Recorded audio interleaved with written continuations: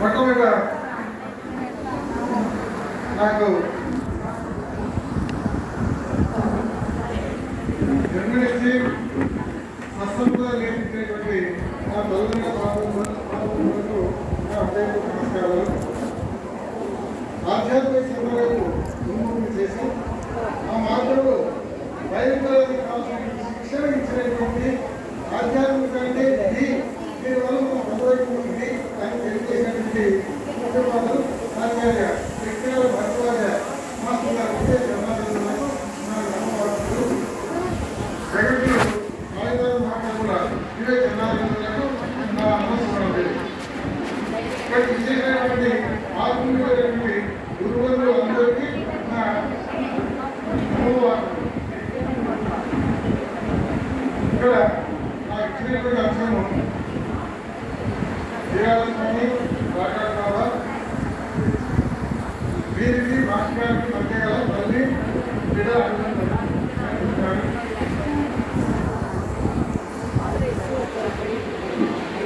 ఈ విషయంలో ఒకటేమిటే మాస్టర్ గారు మహాత్ముల గురించి ఎప్పుడు చెప్తుంటే సత్సంగంలో ఒకసారి నేను వారిని అడిగాను, మాస్టర్ గారు ఈ మహాత్ములు చెప్తున్నారు కదా, వాళ్ళ దర్శనానికి పోయినప్పుడు మనం ఎన్నో ఫలితం పొందాలంటే ఎన్నో ప్రవర్తిస్తే మనం ఉడిపోయిన ఫలితం పొందామో మాకు తెలియదు కదా, కోర్టుని వస్తుంది అయిపోయా అది కాకుండా మీతో పాటు తీసుకొని వెళ్ళి కొంతమంది మహాత్ముల దర్శనం చేయించినట్లయితే మీరు ఎట్లా వాళ్ళ దగ్గర ప్రవర్తిస్తారో అని చూస్తే అది మనసులో నిలబడితే మేము తర్వాత మహాత్ముల దగ్గరికి వెళ్ళినప్పుడు అంత సాహిత్యము వాళ్ళ యొక్క తపో ధనము తపో బలము అన్ని మనం పొందడానికి అవకాశం ఉంటుంది అని వారిని రిక్వెస్ట్ చేయడం జరిగింది.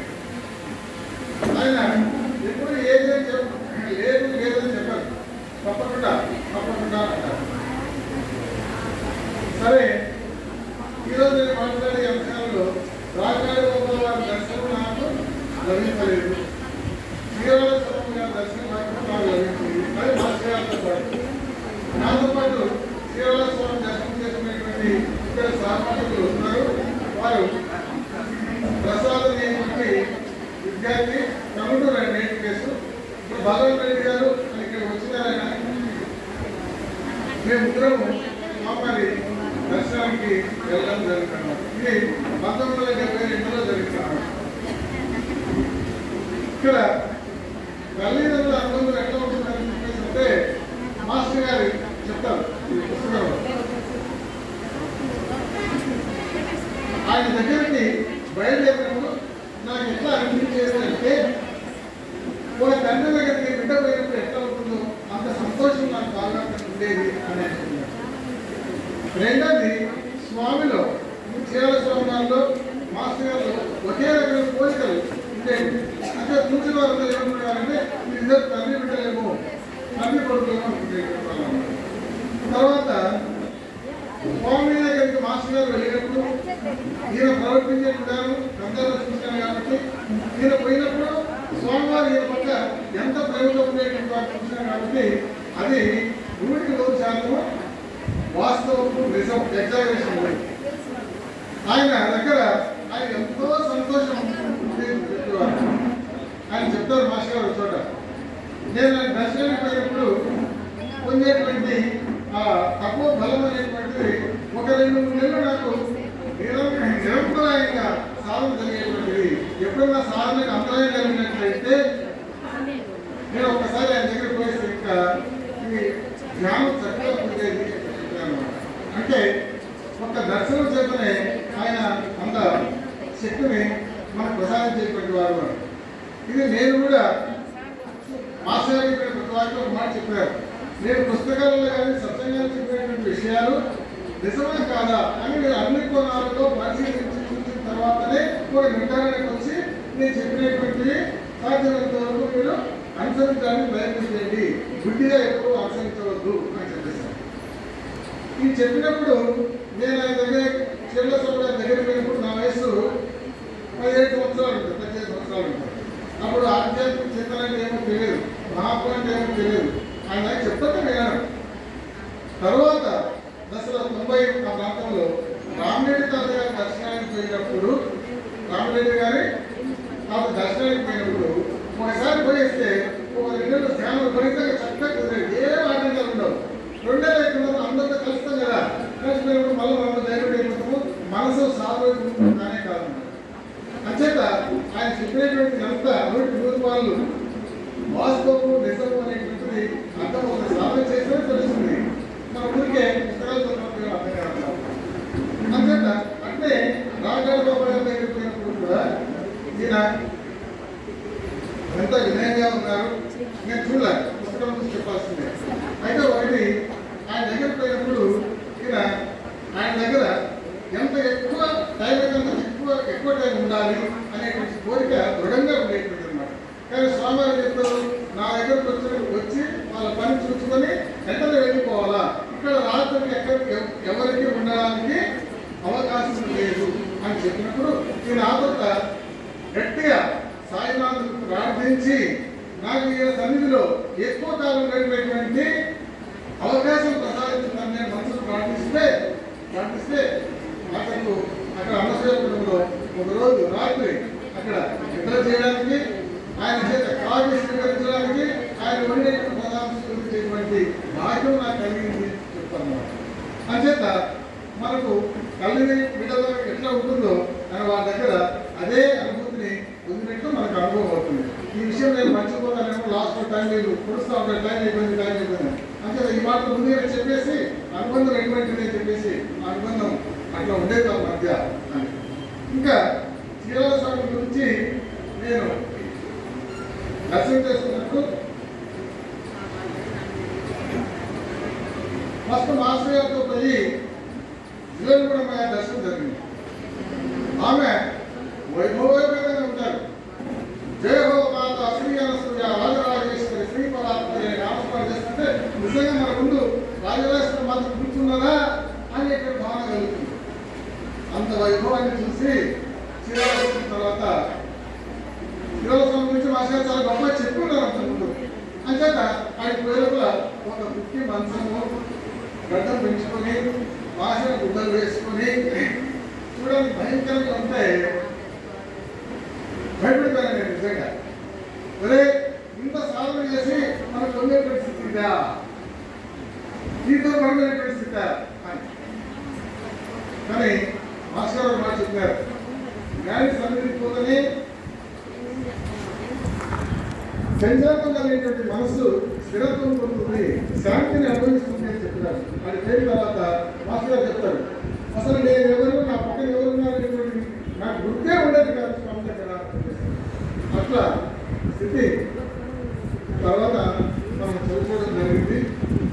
ఆయన జీవిత చరిత్రలో 5 అంశాలు మాస్టర్ గారు నేను మెన్షన్ చేశారు. ఒకటి జీవిత చరిత్ర, 2 వారి వల్ల జరిగేటువంటి మహిమలు సజీవంగా ఉన్నట్టు, తర్వాత వారు సమాధి అయిన తర్వాత జరిగినటువంటి మహిమలు, తర్వాత మాస్టర్ గారు పట్టుకుపోయినప్పుడు ఈయన మహాత్ముడు గారేమో కూర్చోడు అని ఒక వికృతాకారమును భయంకరమైన మొదలుపడతారు. మంచిది అసేట మాస్టర్ గారు నేను సభ్యుడు కాదు, ఉన్నట్టు యథాతథంగా చెప్పడం ఆయన ఒక వికృతాకారము, ఆయన నోటి ఆలోచన కూడా వికృతంగా అనే పదాలు మాట్లాడతారు. అంచేత చూసినప్పుడు ఏదైనా పిచ్చివాడేమో అని చెప్పేసి ఆయన భావన కలిగిందని చెప్తారు. కనుక స్వామి సమాధి తర్వాత ఈయన పిచ్చివాడేమో భావన కలిగినప్పుడు కొంతమంది ఆ సందేహాన్ని నివృత్తి కొరకు స్వామి పూర్ణానంద స్వామి కానీ రంగన్న బాబు గారు కానీ ఇంకొక ఆయన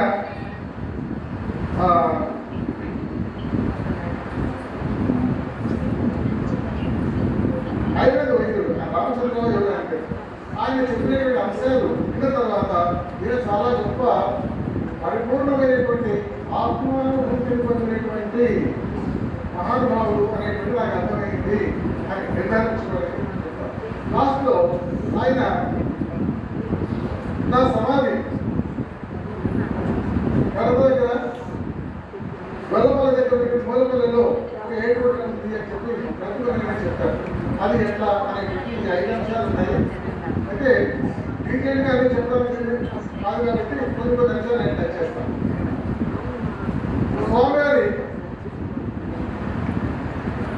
నువ్వు చెప్పేటప్పుడు మామూలుగా మరుగునపడినటువంటి గత సాంప్రదాయం ఆస్తులు దర్శించడము, వారి యొక్క దర్శన స్పర్శ ఆస్తులు పొందడము, తర్వాత మనం సాధన ఎలా చేసుకోవాలనేటువంటి అంశాన్ని వెలికి తీసినటువంటి మహానుభావులు అనుభవ మహర్షి గారు.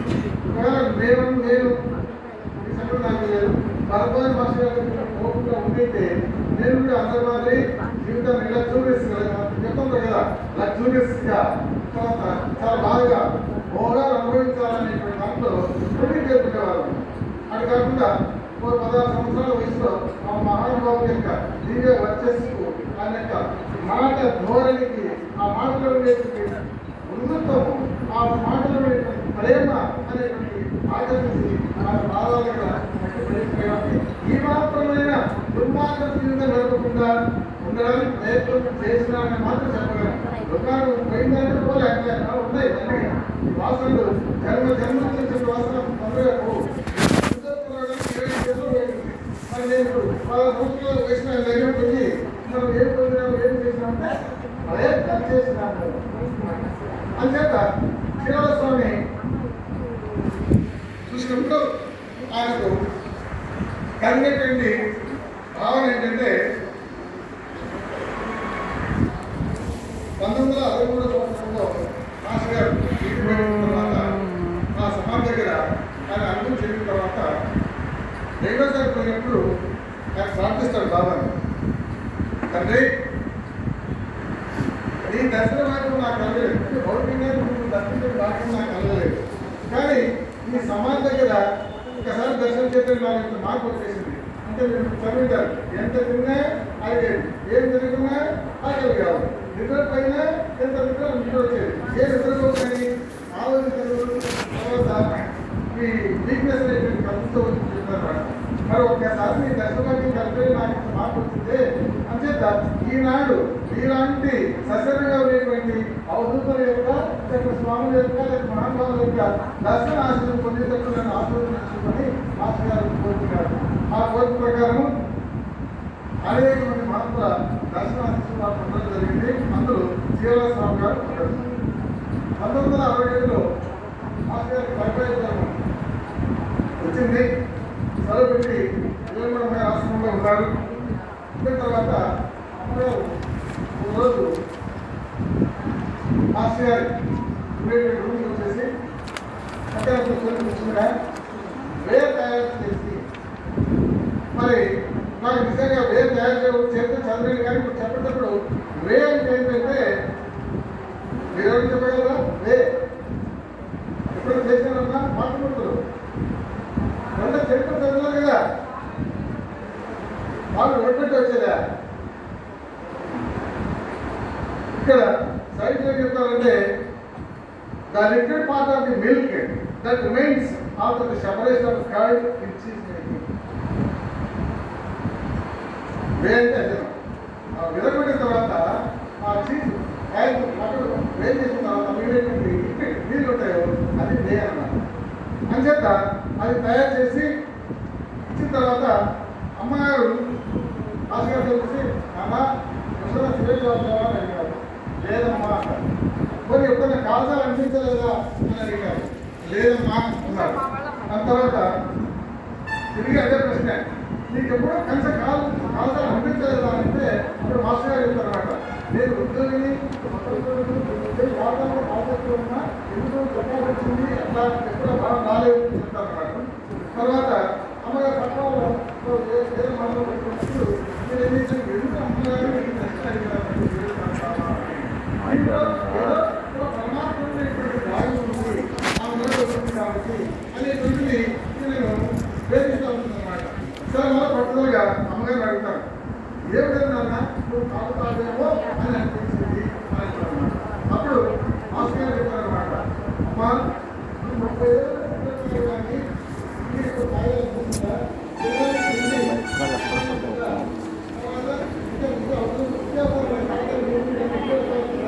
ఇది అవసరం కానీ సిగరెట్ ఏం అవసరము, ఎందుకు తాగాలనిపిస్తుంది అని మామయ్య మాస్టర్ గారు అమ్మగారితో చెప్తారన్నమాట. అప్పుడు తప్పనిసరి అంటే అప్పుడు ఆయన చెప్తారన్నమాట. ఇందాక చెప్పినమాట ఇది ఎక్కడ తప్పనిసరి అవుతుంది? అన్నం కాదు, నీరు కాదు, గాలి కాదు. కనుక ఏంటి తప్పనిసరి అంటే అప్పుడు అమ్మ చెప్తుందన్నమాట. తప్పనిసరి అంటే తప్పించుకున్నా ఏం కాదు, తప్పనిసరి అంటే నువ్వు ఆ పరిస్థితి వస్తే తాగుతావు అని చెప్పేస్తారు అన్నమాట. తర్వాత ఒక రోజు పోయిన తర్వాత జ్వరం తగ్గి జ్వరం మళ్ళీ ఇచ్చుకున్నాను.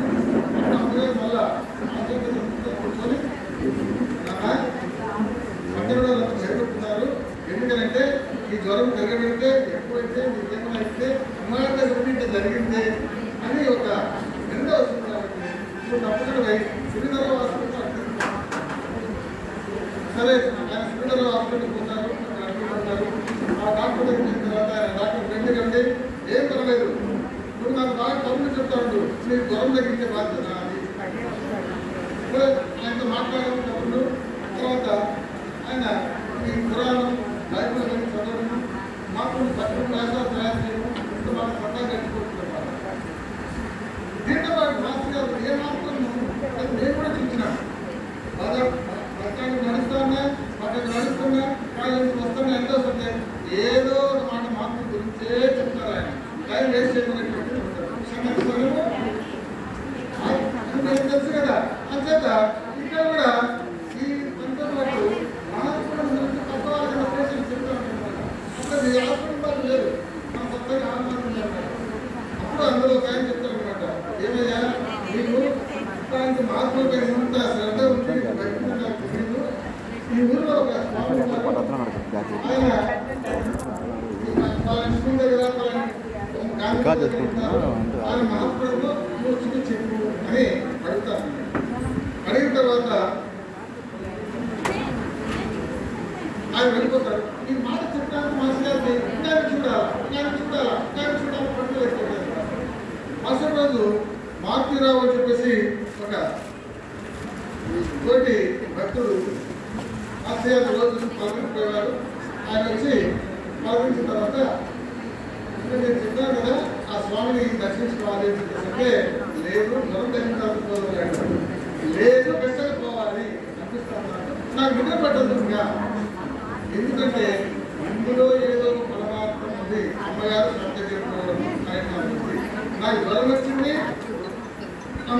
ఎందుకో, తర్వాత అమ్మగారు డాక్టర్ పొమ్మడం ఎందుకో, తర్వాత ఒక మార్పులు ఉన్నారు అని చెప్పడం ఏం చేసిన తర్వాత ఇది నా వేల కోసం నాకు ఏదో ఒక సందేశం నాకు ఇవ్వడానికి ఈ సంగీతాన్ని వరుసగా జరిగినాయి గట్టిగా చెప్తే ఆయన మరుసటి రోజు ఒక రిక్షా తీసుకుని ఆ స్వామి ఏ లోపల వరంగల్లో స్వామి కూర్చుంటారు. అది ఒక వికృత ఆకారము. ఏమి ఒక వికృత ఆకారం ఎట్లా ఉంది? ఎత్తంతా జడగట్టుకున్నాయి, గుడ్డలన్నీ మాసిపోయినాయి, చిరిగిపోయినాయి, శరీరం అంతా ముఖ్యంగా ఉంది, కళ్ళ నుంచి రుచి కాడుతుంది. ఆయన చూస్తేనే ఏదైనా పిచ్చోడైనా వచ్చినేమో అనిపిస్తుంది. అంత మహానుభావుని పిచ్చోడు అనిపిస్తే నల్లాంటి ఆయన గుర్తించి రాష్ట్రం పొందగలమా అని ఎంత జాగ్రత్త పిచ్చోడుగా అనిపిస్తుంది అని చెప్పేసి తర్వాత ఈయన నమస్కారం ఎన్నిసార్లు ఆయన నమస్కారం చేయలే, వాళ్ళకెలా చూడలే, కానీ తల చూడలే. తర్వాత ఆయన ఆవరిస్తే వికృతంగా ఆయన ఆలోచిస్తున్నాడు. ఆలోచనలు ఎవరికొక మందు కొన్ని చదవపోయినాయి, కొన్ని ఊరిపోయినాయి, అంత భయంకరంగా పక్క వాళ్ళు ఏమైనా అనుకుంటారేమో చూడేటువంటి స్పృహ లేకుండా ఆయన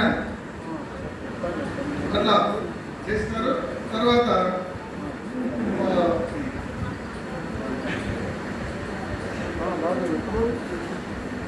ఈ 2 సార్లు ఫస్ట్ నిమిషంలో తర్వాత చూసిన తర్వాత ఇది బాగా పెట్టారు. ఒకసారి మాస్టర్ గారు తలచి నన్ను నిర్లక్ష్య సహాయంతో చేశారు. చెప్పిన తర్వాత నేను మనస్సు స్వామి దగ్గరకు చెప్తే మనసు శాంతిని పొందడం మొదలైంది. సరే కొద్దిసేపు మొత్తం హాస్పిటల్ పోవాలేదా అని చెప్పేసి బయలుదేరినారు. మాతృగారు అడిగారు, ఏమి మీ అభిప్రాయం, ఇది గొప్పవారైనా మహాత్ముడైనా అని చెప్పేసి అంటే ఒక్కసారి ఇన్ని టైం చాలా తక్కువ కదా అని చెప్పేసి చెప్పినారు. చెప్పి బయలుదేరినారు. మళ్ళా రెండోసారి ఆయన దగ్గర పోవాలా అనిపిస్తా ఉన్నాడు దర్శనానికి. రెండోసారి పోయినప్పుడు ఆయన ఇక్కడ స్వామివారి మళ్ళీ అక్కడే కూర్చున్నారు. కూర్చున్న తర్వాత వెళ్ళేటప్పుడు మాత్రం గట్టి నమస్కారం చేశారు.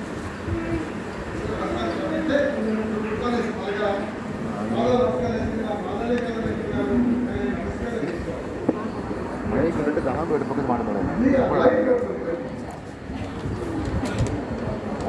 ఫస్ట్ వాళ్ళ హ్యాండ్ మార్క్ అన్ని కరెక్ట్ పెడతాను.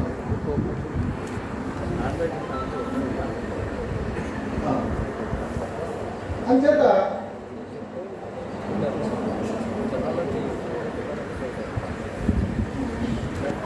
ఆయన వెంటనే మాస్ గారి విషయం గుర్తుకొచ్చింది. ఏం గుర్తుకొచ్చింది? రమణ మనిషి ఒకసారి చెప్పారు. ఏం చెప్పారు? ఎవరి సన్నిధిలో అయితే మనస్సు చిత్తశాంతి పొందుతుందో అది వారి జ్ఞాన సిద్ధి నిరసనము అని.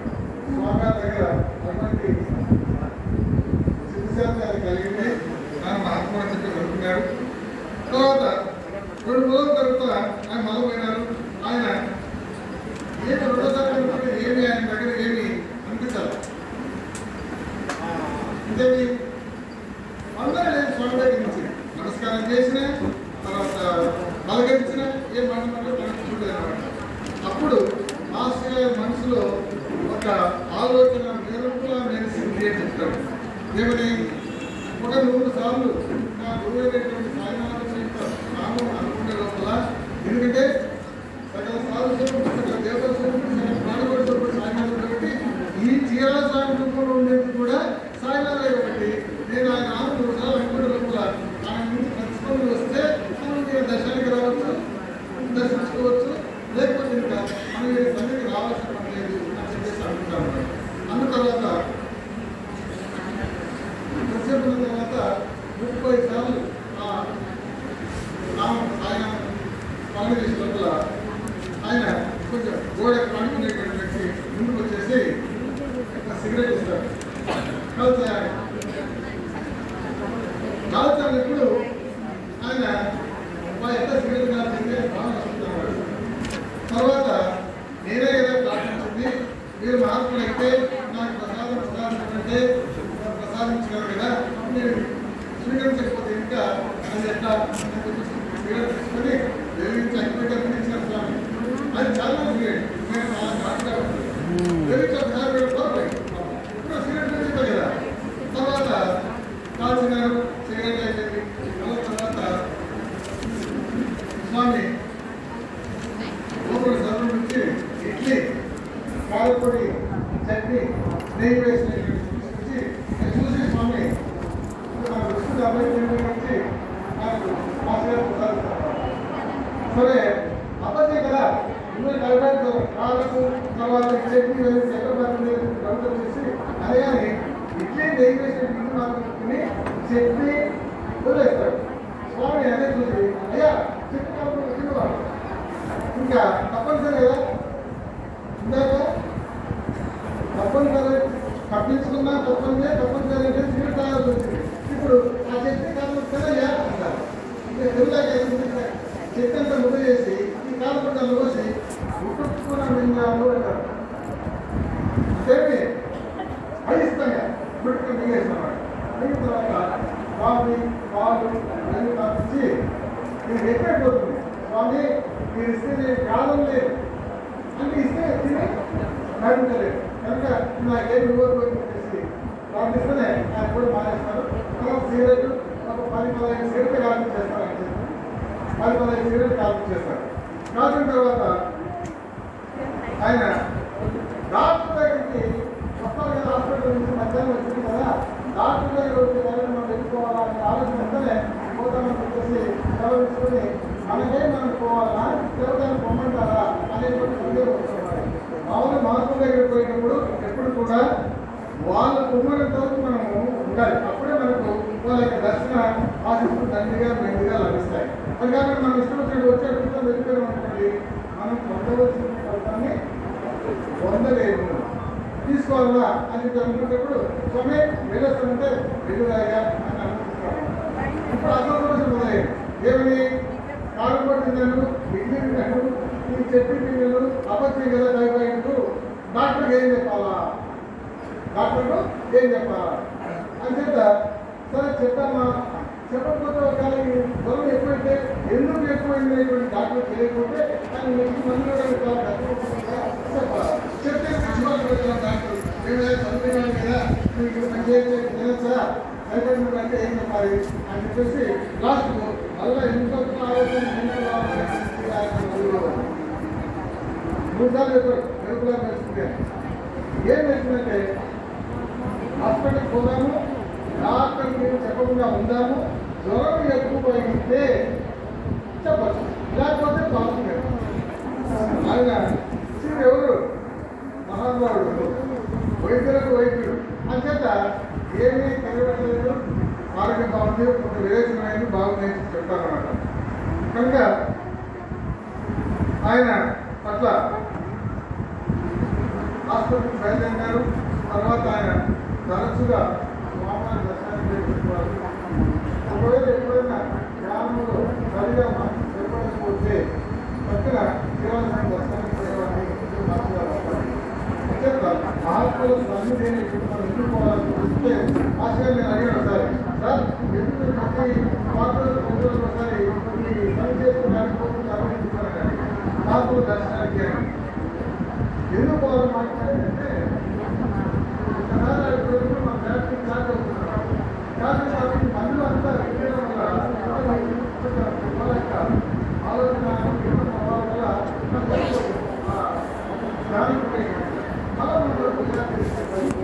ఎంతకాలం మనకి రాజు సంగీతం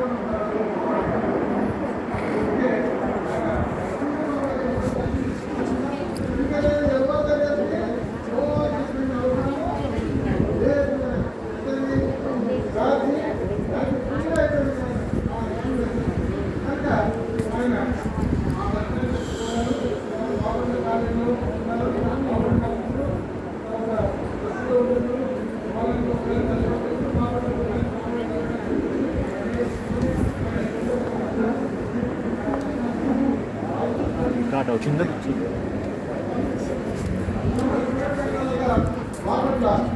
కాలేజీలో రాజీనామా చేసి ఆయన అమ్మాయి రాసుకుంటారు. ఇందులో రాష్ట్రంలో కొన్ని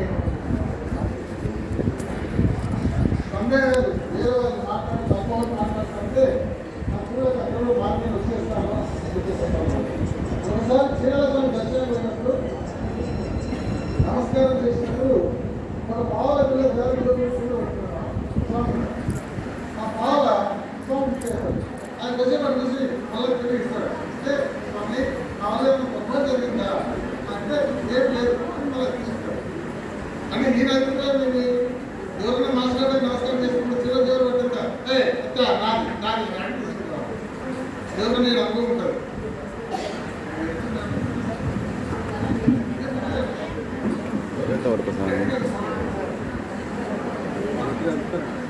అంటే మాస్టర్ ఎప్పుడు నమస్కారం చేస్తున్నప్పుడు అంటే ఇంకా అంతేత శ్రీరామ దగ్గర ఆయన పక్కనే ఆయన తీసుకుంటే మాస్టర్ చాలా సంతోషపడ్డారు. స్వామికి సమర్పించారు. ఆయన ఎవరి దగ్గర తీసుకొని ఆయన గుర్తుకుంటే మాత్రం తీసుకుంటున్నారు. మాస్టర్ చాలా చెప్తారు అన్నమాట. తర్వాత ఇంకొకసారి మాస్టర్ గారు దర్శనానికి వెళ్ళినప్పుడు ఆయన రోడ్డు మీద కూర్చోబెడతారు. కూర్చోబెడితే అది ఎక్కడ ఉంటుందంటే మనుషులంతా పేడ వేసేసి ఆగి రోడ్డు ముద్దముద్దగా ఉంటుందన్నమాట. అక్కడ నమస్కారం చేసుకోవాల్సి వచ్చింది. కానీ ఆయనకి ఏం అనిపించదు. నమస్కారం చేస్తాం జోరు నుంచి ఒక 10 పైసలు పొందబడుతుంది. అంటే స్వామికి ఇస్తారు. స్వామి ఇచ్చి మాస్టర్ చెప్పి బిస్కెట్ తీసుకురాయ్యా.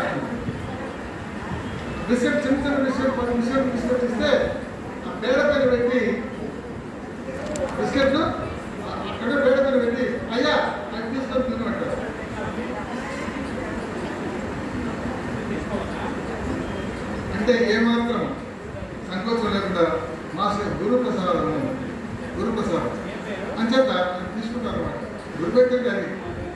నిజంగా జరుగుతాయంటే నేను ఒక మహాత్ముని దర్శనానికి పోయినప్పుడు నేను మహాత్ముడు అయితే నాకు ప్రసాదం చేయాలని మనసు అనుకున్నాను.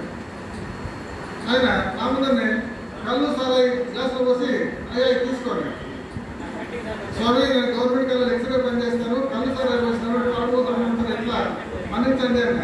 అయ్యా ఇది సారాయి అనుకుంటున్నావా, అమృతం సారా తాగండి. ఎవరాడు అమృతం అంచేత వాళ్ళు చేసేటువంటి ప్రతి పనులు కూడా ప్రత్యేక తెలుసుకున్నారు వాళ్ళు. తర్వాత మాస్టర్ గారు ఒకసారి స్వామివారు వెంట నడుస్తుంటే ఒక ఇల్లు ఉండేటువంటి వరండా చూపించి అయ్యా ఇంకొక వైపు కూర్చో అంటారు. మాస్టర్ గారికి భయం వేస్తుంది. ఎందుకు? నేను సన్యాసం తీసుకోవాలని నా శరీరాన్ని మనసును అన్నింటినీ శిక్షణ ఇచ్చుకున్నాను, అది చూపిస్తే గృహస్థు కావాలని చెప్పేసి ఎవరు సూచిస్తున్నాడేమో అని చెప్పేసి లేదు స్వామి నేను వెంట వస్తుంటే పలకాలి మొదటిసారి, అలా రెండోసారి పెడతారు. పెడితేనే రా తర్వాత ఒక రోజు పొద్దున్నే 6 గంటలకే మాస్టర్ గారు స్వామి దర్శనానికి పోతారు. పోతే ఆయన దగ్గర ఒక నైలాన్ చీర ఉంటుందన్నమాట.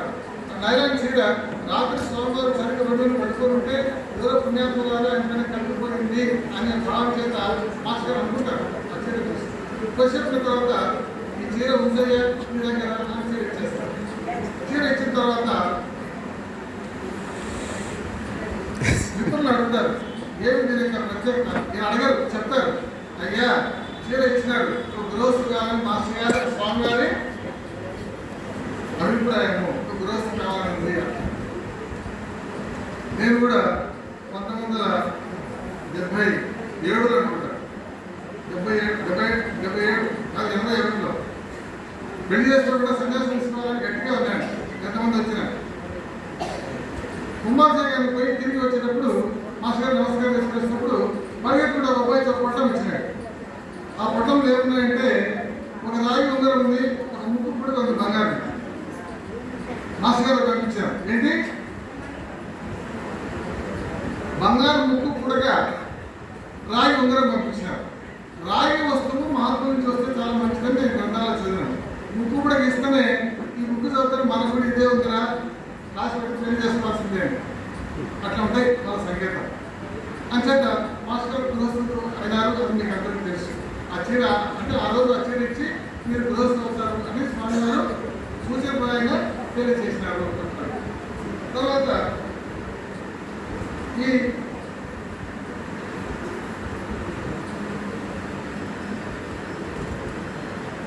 మాస్టర్ గారు ఒకరోజు రాష్ట్రంలో వెళ్ళిపోతుంటే స్వామి గారు దర్శనమిస్తారు. దర్శనమిస్తే అది ఆనందిస్తూ కాలేజీలో మామూలుగా స్టేజ్ ఉంటారు, స్టేజ్ మెట్లు ఉంటాయి, మెట్లు తక్కువ కింద పెడతారు. మాస్టర్ గారు పిల్లలు పరిగెత్తుకు వచ్చి లేస్తే వేసి ఏం దెబ్బ తగ్గలేదు అని చెప్పాడు. ఎందుకు అని చెప్పేసి అంటే నేను ఏదో దీర్ఘంగా ఆలోచిస్తున్నాను అంచేత అగ్నేయవాల్సి చెప్పి నేను చీరాలను దర్శించినాను కదా, ఏదో ఇక్కడ జరగబోతుంది అని దర్శించడానికి మా ఇమ్మీడియట్ చీరాలకు పోవాలని చెప్పేసి చీరాలకు పోవడం జరిగింది. ఆయన 2/9/83 అనుకుంటారు స్వామివారు సమాధి అయినారు. ఆ రోజు అక్కడ కనపడడం కొంత మాస్టర్ ఎప్పుడే క్లాస్ చేసేసి చీరాలకు బయలుదేరినప్పుడు కొంతమంది మా సత్సంగ సభ్యులు చెప్పడం, వాటితో పాటు చరణబాబు గారు కొంత అధికారుల సభ్యులు అందరికీ అక్కడ పోయి ఉన్నారు. వాళ్ళు పోయి అక్కడ కూర్చున్నాడు. కూర్చొన్నప్పుడు మాస్టర్ గారు ఆయన స్వామి ఉపవాసం ఎక్కువ చూపు రాకుండా చాలా బాధపడుతున్నమాట. సందర్భం చూసి ఏమైనా పరిస్థితి అంటే నేను ఇప్పుడు చూస్తున్నాను అది మామూలు ఎప్పుడు ఉంటుంది. 3 గంటలకు ఒకసారి ఆఫీస్ ఇస్తే 19 గంటలకు అర్థం పడుతుంది అన్నారు. తర్వాత ఆయన ముందు రోజు కృష్ణాష్టమి పండుగ రోజు మాస్టర్ జాగరణ చేసి చాలా ఆశపోయినారు. అందరూ 3 గంటల సత్సంగం చేసి రాత్రి స్వామి మంత్రులు కొసేపట్టు అనువాసాన్ని పడుకున్నారు. నిద్ర వచ్చేసింది. 4:30 లేచి చూస్తే స్వామివారిలో జనం లేదు. అయ్యో స్వామివారు విశ్వాస ఇచ్చినట్టు ఉంది అని భయం చేసి అంటే అదే కూడా మనకి ఎట్లా భయం అంటే మాట్లాడలేదు. సరే వాళ్ళు వేరే పట్టణం చేసి చెప్తే మనం లేచి కన్ఫర్మ్ చేసుకుంటుంటే కొంచెం సంభవం నేర్చుకోవడానికి చెప్పి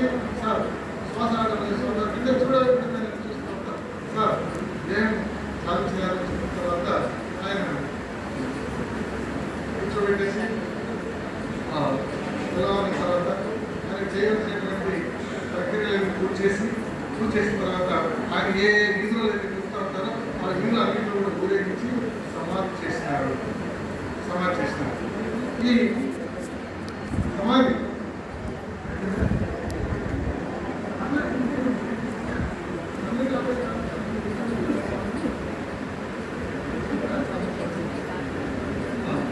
తర్వాత ఈ విధంగా ఆయన సమాధి అయిపోయిన తర్వాత మాస్టర్ గారు చెప్తారు, స్వామివారు నేను చీరాలకు పోవాలంటే ఒక విధంగా ప్రయత్నిస్తా ఉంది. అంటే ఏమని ఆయన దర్శనం భౌతికంగా లభించని చేస్తారు.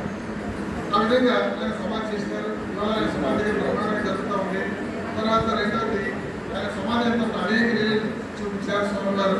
అందుకని ఆయన సశరీరంగా మరియమ్మకు చంద్రానికి దర్శనమిస్తారు, మరియమ్మకు దర్శనమిస్తారు. తర్వాత ఆయన ఆలిస్ కావాలంటే ఆయన కట్టుతో రావడం ఇవన్నీ చేస్తారు. చాలా పైన చూపించినారు. తర్వాత రెండోది నేను గొప్పవారు అని చెప్పడానికి మాస్టర్ గారికి కారణం ఏంటంటే పూర్ణానంద స్వామి గారు చెప్తారు, ఆయన చాలా గొప్ప మహాత్ముడు. ఆయన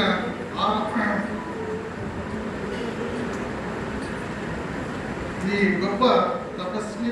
ఆయన ఇచ్చినటువంటి వస్తువులు చాలా విలువైనటువంటి దాచిపెట్టు, నేను కూడా ఆయన దర్శనం చేసుకోవాలనిపిస్తుంది అని చెప్పి చెప్తారు. ఆ విధంగా మహిమలన్నీ జరుగుతాయి. ఆయన సమాధి తర్వాత కూడా భౌతిక దర్శన సంఘటనలు దండిగా ఉంటాయి. తర్వాత లాస్ట్లో ఆయన చంద్ర గారికి మరియమ్మ చంద్రానికి ఒక విషయం చెప్తారు. ఒకరోజు మరియమ్మ, స్వామి ఇవాళ ఎవరైనా ఉన్నారా ఏంటంటే ఎవరు లేరు మీరే ఉండే అని చెప్తారు అన్నమాట.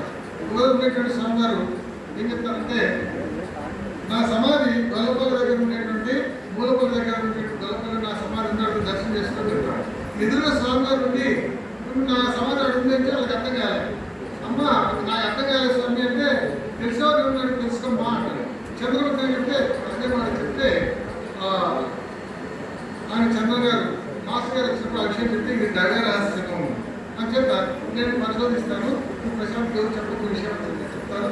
తర్వాత విద్యార్థులు రామకృష్ణ గారు చెప్పడము, అక్కడ గొల్లపల్లి దగ్గర ఒక సమాధి ఉండడము, అది అయ్యవారెడ్డి అనేటువంటి ఒక ఆయన సమాధి అన్నారని ఆయన చాలా చెప్తారు. ఆయన గొప్ప సమాధి కూడా చెప్పేస్తుంది. సమాధి ఏంటంటే నేను కూడా చూసినాను సమాధి అయితే ఉందన్నమాట. ఈ విధంగా శ్రీరామ స్వామి వారి అయితే ఇంకా రామాయణ భగవాన్ గురించి ఇక్కడ విషయాలు చెప్తాను. ఆయన స్వామి దర్శనానికి కూడా కారణం ఏంటంటే పూర్ణానంద స్వామి గారి గురువు గారు రామాయణ భగవాన్ అంచేత ఆయన ఎప్పుడు చోట ఉంటారు, తిరుగుతూ ఉంటారు. ఆయన దర్శనం గురించి చాలా కష్టమైన స్వామి చెప్తారు. కానీ స్వామి గారు పర్సనల్గా మాస్టర్ గారు చూడాలనే పట్టుదల ఉంది కాబట్టి ఒకసారి షిరిడీ బయలుదేరి అప్పుడు గణేష్ పోయి స్వామివారి దర్శనం చేసుకోవాలని చెప్పేసి కొత్తగా స్టేషన్ వెళ్తే ఆ కొత్తగా స్టేషన్లో రమణానంద అని చెప్పేసి ఒక ఆయన ఉంటారు. వారు ఆయన స్వామివారి శిష్యులు, ఆయన ద్వారా ఇద్దరు అక్కడికి పోయి స్వామివారి దర్శనం చేసుకుని స్వామివారి ప్రత్యేక ఆశీస్సులు పొందుతారన్నమాట. స్వామివారి ఆశీస్సులు పొంది ఆయన చేత కళాపి తాగి ఆయన చేత ప్రసాదం తిని ఆయన నమస్కారం చేసినప్పుడు నారాయణ బాబా మాట చెప్తారు, నువ్వు ఎక్కడైతే బలవంతి నమస్కారం చేస్తావో అక్కడ సాయినాథ స్వామి అంతేత ఆయన లేనిది ఎక్కడ, భగవంతుడు లేనిది ఎక్కడ మనం గుర్తుపెట్టుకోవాలంటే అంచేత అక్కడ చెప్పి ఆయనకు ఈ ఇక్కడ మీరు ఉండాలంటే రెండు మాటలు చెప్తాడు. నీ పూర్వజన్మ సుఖం చాలా మంచిది, నీ తండ్రి ఆశీస్సులు మంచిది కాబట్టి ఈ ఆశ్రమంలో ఒకరోజు ఉండగలిగినావు, నా చేత ప్రసాదం తీసుకోగలిగినావు, తర్వాత నువ్వు అన్ని శుభాకాంక్షలను ఆశ్రమించి పంపిస్తారు. ఆ విధంగా ఇద్దరు కూడా ఆయన దగ్గర తండ్రి మాదిరి ఈయన తండ్రి దగ్గర పేరు పొందుతున్నారు, శ్రీరామ దగ్గర పొందుతున్నారు, ఇద్దరి దగ్గర అంతేత తండ్రి బిడ్డలు సంతోషము. ఈయన ఇద్దరి దగ్గర అదే అనుకుంటున్నారు కాబట్టి చాలా సంతోషము. ఇందులో నాకు ఏంటంటే ఒక్క విషయం చెప్పి క్లోజ్ చేస్తాను. శ్రీరామ స్వామి గారి దగ్గర నాకు జరిగిన ఒక అనుభవం. మాస్టర్ గారితో భోజనం చేసిన తర్వాత పక్కనే హోటల్ ఉంటే మాస్టర్ గారికి ఈ గిల్లి సిగరెట్ కొని ఇచ్చినాము. అంటే డబ్బులు మెయింటైన్ చేస్తున్నాడు. ఆ బంధం ఏం చెప్పారంటే ఒక 5 పైసలు చిల్లర లేదు అని అడిగాడు. అంటే సరే సార్ మీరు గుర్తుపెట్టుకున్న తర్వాత తెచ్చేయండి అని అడిగినాను. అడిగితే నేను 5 పైసలు తెలియదు అడుగుతున్నా. ఇది 72 జరిగిన సంఘటన. అంటే 5 పైసలు ఒక చాక్లెట్ వచ్చేది. అంటే తర్వాత సాయంత్రం భోజనం చేసిన తర్వాత మాస్టర్ గారు చెన్నయ్య 5 పైసలు ఇచ్చినామని అడిగినారు. సార్ నేను డబ్బులు ఇచ్చినాను అయినా కదా ఉంటే తెచ్చామన్నాను, నా తప్పేం లేదు కదా అని. నీ దుఃఖదగా అని ఒక మాట చెప్పినారు. అది నాకు ఎప్పటికీ చెవులలో ఇంకొకటి ఉందన్నమాట. ఏం చెప్పంటే ఈ 5 పైసల కోసం 5 జన్మల ఎక్కువ సేవ చేయాలా, ఈ 5